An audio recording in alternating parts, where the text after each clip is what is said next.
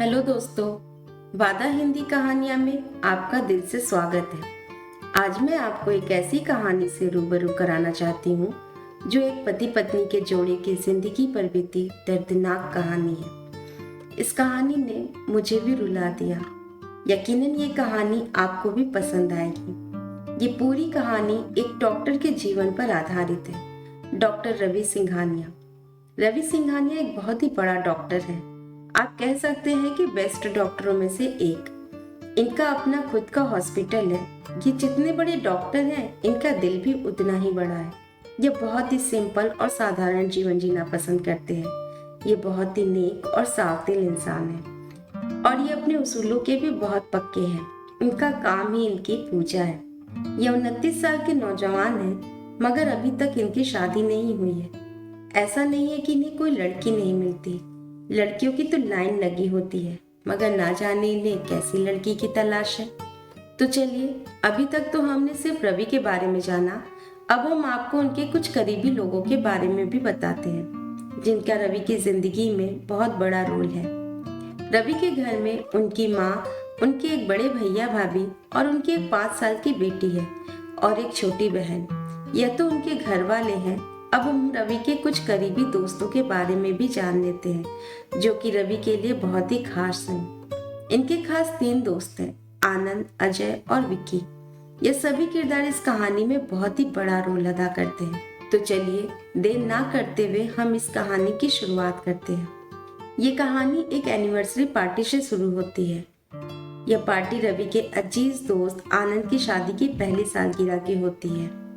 इस पार्टी में आनंद ने अपने कुछ करीबी रिश्तेदारों और कुछ खास दोस्तों को बुलाया होता है। इस शाम सभी इस पार्टी में मौजूद होते हैं, मगर रवि काफी लेट हो जाता है। ये पहली बार नहीं है कि रवि किसी पार्टी में लेट आए हों। ये उनकी पुरानी आदत है। ऐसा नहीं है कि वो जानबूझकर लेट आते हैं, मगर किसी न किसी वजह से वो लेट हो ही जाते हैं। सभी रवि का वेट करते करते थक चुके होते हैं, मगर आनंद रवि के बिना पार्टी शुरू नहीं करता। जब काफी इंतजार के बाद रवि आता है तो सभी जोर से तालियां बजाना शुरू कर देते हैं। रवि तालियों की आवाज सुनकर चौंक जाता है।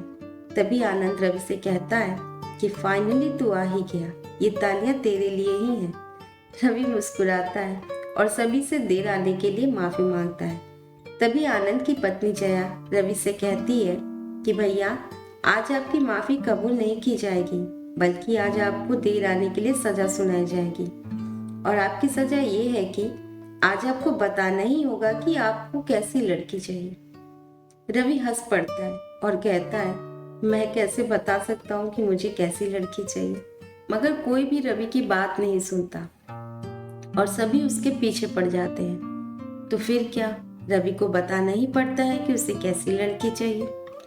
रवि कहता है, एक ऐसी लड़की जो सिर्फ मेरे लिए बनी हो, एक ऐसी लड़की जो सबसे अलग हो, एक ऐसी लड़की जिसकी आंखों में प्यार और सच्चाई हो, जिसका दिल साफ हो, जिसकी बातें सबका दिल जीत ले, जिसकी बातों से सबके चेहरे पर मुस्कुराहट आ जाए, जिसके लिए सबके दिल में प्यार और सम्मान हो, जो सिर्फ मेरे घर में ही नहीं बल्कि मेरे अपनों के दिल में भी अपना घर बना ले, जो बच्चों जैसी मासूम हो, जो पास ना होकर भी पास होने का एहसास दे जाए, जिसकी खुशबू मेरी सांसों में समा जाए, जिसकी आहट सुनने को दिल बेकरार हो, जिसकी एक मुस्कुराहट पर जिंदगी जीने का दिल चाहे, जिस पर अपनी पूरी जिंदगी कुर्बान कर दूं, जो मेरी जिंदगी बन जाए।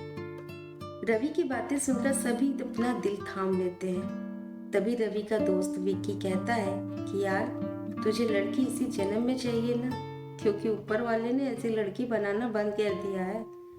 सभी उसकी बातें सुनकर हंस पड़ते हैं और इस तरह सभी ये पार्टी एंजॉय करते हैं। ऐसे ही हर सुबह और हर शाम गुजरती है और रवि के दोस्त, उसके घर वाले हमेशा उसकी शादी को लेकर उसके पीछे पड़े रहते हैं।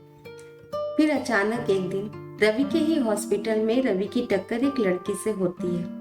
वह अपनी माँ के इलाज के लिए आई होती है। तभी दोनों की टक्कर हो जाती है। दोनों ही एक दूसरे को सॉरी बोलते हैं और अपने अपने रास्ते चले जाते हैं। कुछ देर बाद जब रवि अपने कमरे की खिड़की से बाहर की तरफ देखता है तो उसकी नजर दोबारा उस लड़की पर पड़ती है। वो बहुत ही गौर से उसे देखता है। उसकी नजर उस पर से हटती ही नहीं। ऐसा पहली बार होता है कि रवि की नजर किसी लड़की पर टिकी हो। वो उसे एक नजर देखता ही रहता है, मानो वो उसी में खो गया हो। तभी अचानक आनंद रवि के कमरे में आता है। आनंद रवि के ही हॉस्पिटल में उसके साथ ही काम करता है। ये दोनों ही एक दूसरे के बहुत ही करीब है। जब आनंद कमरे में आता है और रवि से कुछ बात कर रहा होता है, पर रवि कोई जवाब नहीं देता। वह देखता है कि रवि का ध्यान कहीं और ही है और वो फिर रवि के करीब जाकर देखता है कि उसकी नजर उस लड़की पर टिकी है जो कुछ देर पहले उससे टकराई थी। आनंद चुटकी बजाकर रवि का ध्यान अपनी तरफ करता है और कहता है, ध्यान कहाँ है तेरा? मैं कब से तुझसे बातें किए जा रहा हूँ, पर तू है कि कोई जवाब ही नहीं देता। तभी रवि कहता है कि नहीं, कुछ नहीं, बस कुछ सोच रहा था। आनंद कहता है कि कुछ सोच रहा था या फिर कुछ देख रहा था। रवि उसकी बात को टालते हुए कहता है कि नहीं, कुछ नहीं, तू किसी काम से आया था ना, बोल क्या हुआ। आनंद सब समझ रहा था। तभी वह रवि से पूछ बैठता है कि सच बोल, तू उसी लड़की को देख रहा था ना जो अभी कुछ देर पहले तुझसे टकराई थी। रवि थोड़ा घबराते हुए कहता है कि नहीं, ऐसा कुछ नहीं है जैसा तू समझ रहा है। फिर भी आनंद उसे छेड़ने लगता है और रवि उसकी बात को बार बार टालने की कोशिश करता है, पर आनंद मानने वालों में से कहाँ। वो फौरन उस लड़की के पास जाकर किसी बहाने से उससे उसका फोन नंबर और उसका नाम पता कर लेता है। उसके बाद वो रवि के पास आकर उसे बताता है कि उसने उस लड़की का नाम और फोन नंबर पता कर लिया है। यह सुनकर रवि चौंक जाता है। वह सर पीटते हुए कहता है कि पागल हो गया है क्या? पीटेगा? जैसा तू समझ रहा है ऐसा कुछ नहीं है। तभी आनंद उसे कहता है, यार ऐसा पहली बार हुआ है कि तेरी नजर किसी लड़की पर टिकी हो। जरूर उस लड़की में कोई खास बात है। ये कहकर आनंद वहां से चला जाता है, पर जाते जाते वो उस लड़की का नाम बता जाता है। उस लड़की का नाम है निशा। पर इतनी आसानी से आनंद चुप बैठने वालों में से नहीं। वो ये सारी बातें जाकर रवि के घर वालों को बता देता है। सब ये जानकर बहुत खुश होते हैं कि भला इसे कोई लड़की पसंद तो आई। तो फिर क्या, रवि के बार बार इनकार करने के बाद भी सभी उससे उगलवा ही लेते हैं कि वो लड़की उसे पसंद है। रवि के हाँ करते ही रवि के भैया अगले ही दिन उस लड़की का पता लगाकर उसके घर पहुंच जाते हैं। उसके घर में उसकी माँ और सिर्फ निशा ही रहते हैं। निशा अपनी माँ की इकलौती संतान है। उसके पिता का देहांत काफी अरसा पहले ही हो चुका रहता है। रवि के भैया निशा का हाथ अपने भाई के लिए मांगते हैं। निशा की माँ को यह जानकर काफी खुशी होती है कि इतने बड़े डॉक्टर और इतने बड़े घर से मेरी बेटी के लिए रिश्ता आया है, तो वह मना नहीं कर पाती। वह रवि के बारे में काफी कुछ सुनी रहती है, इसलिए उन्हें इस रिश्ते से कोई इनकार नहीं होता और वह शादी के लिए हाँ कर देती है। रवि के भैया रवि की तस्वीर उन्हें देकर और निशा की तस्वीर उनसे मांग कर ले आते हैं। जब यह बात घर वालों को पता चलती है तो उनकी खुशियों का ठिकाना ही नहीं होता।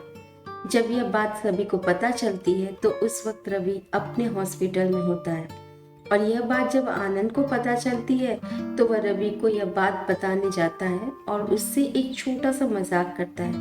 वो कहता है कि यार, उस लड़की की शादी तो कहीं और पक्की हो चुकी है। यह बात सुनकर रवि कुछ पल के लिए खामोश हो जाता है। रवि की ऐसी सूरत देखकर आनंद की हंसी छूट जाती है। रवि समझ जाता है कि आनंद मजाक कर रहा है।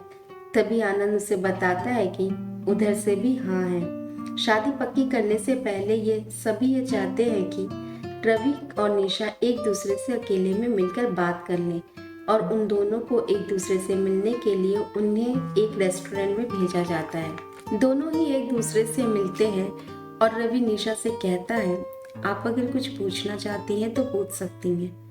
निशा रवि से बस एक ही सवाल करती है, आपकी कोई गर्लफ्रेंड तो नहीं? रवि मुस्कुराता है और कहता है, अभी तक तो नहीं। रवि निशा को बोलता है कि आप किसी जल्दबाजी में फैसला मत कीजिएगा। मुझे कोई जल्दी नहीं है। मैं जानता हूँ कि ये सब बहुत ही जल्दी हो रहा है, मगर आपका जो भी फैसला होगा मुझे मंजूर होगा। दोनों कुछ देर साथ वक्त बिताने के बाद रवि निशा को उसके घर तक ड्रॉप करता है। फिर उससे कहता है कि आप चाहें तो हम दोबारा फिर से मिल सकते हैं। मगर निशा रवि से कहती है, अब हम दोबारा तभी मिलेंगे जब आप अपनी बारात लेकर मेरे घर आएंगे।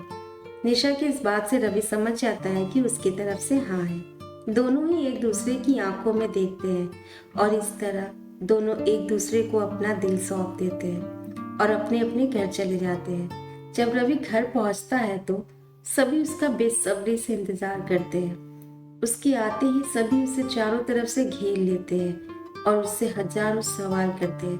तभी रवि बताता है कि हम दोनों की तरफ से हाँ है और इस तरह दोनों की शादी पक्की कर दी जाती है।